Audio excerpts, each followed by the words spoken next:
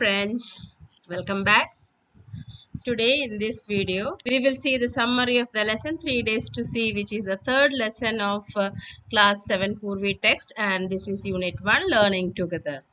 As we know that this lesson is about Helen Keller, who cannot see as well as hear. Okay, so let's see what is the summary of the lesson 3 days to see. First of all, word meanings. Symmetry. Meaning of symmetry is evenness or balance. Birch, a kind of slender tree. Shaggy, meaning of shaggy is hairy or rough. Quiver, a small shiver or movement, that is called quiver. Panorama is a wide view or scene. Pageant, a grand display or event. Carcasses, that is dead bodies of animals. Mastodons means prehistoric furry elephant-like animals. Tactile, related to touch. Faces, aspects of sights. So these are the some meanings of the lesson. Now, Helen Keller begins the lesson by sharing her unique perspective that she cannot see but she can feel and experience the world through touch. She describes how she enjoys touching a leaf, a tree's bark, or feeling the excitement of a bird singing. Through her fingertips, she experiences emotions and shapes, and even recognizes her friends by feeling their faces. She expresses a deep longing, a wish to see the world with her own eyes, if only for 3 days. She imagines how beautiful the world must be for the people who can see.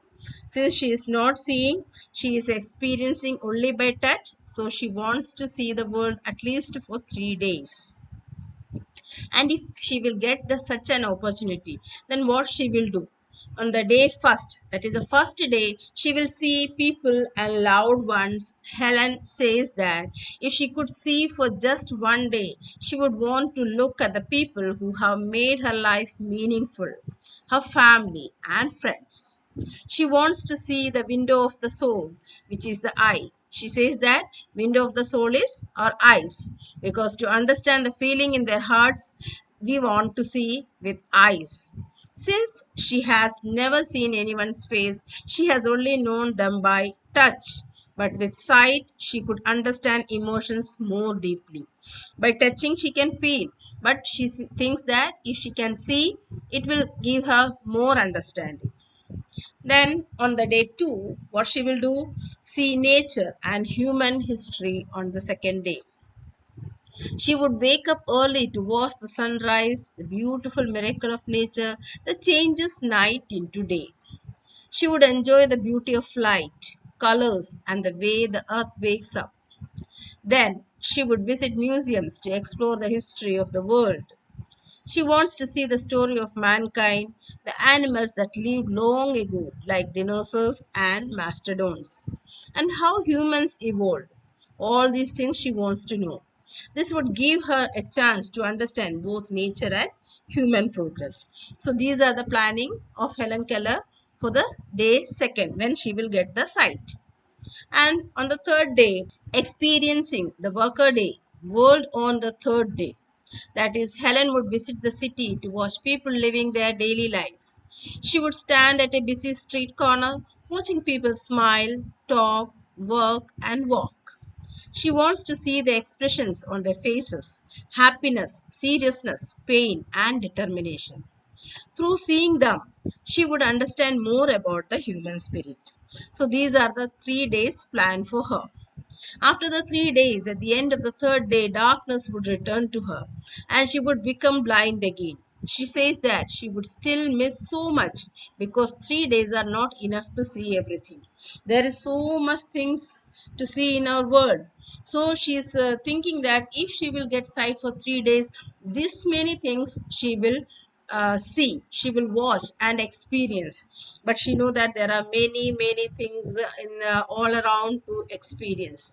The message of the lesson is, Helen Keller gives an important message to all of us who can see. Use your senses fully. as if you might lose them tomorrow.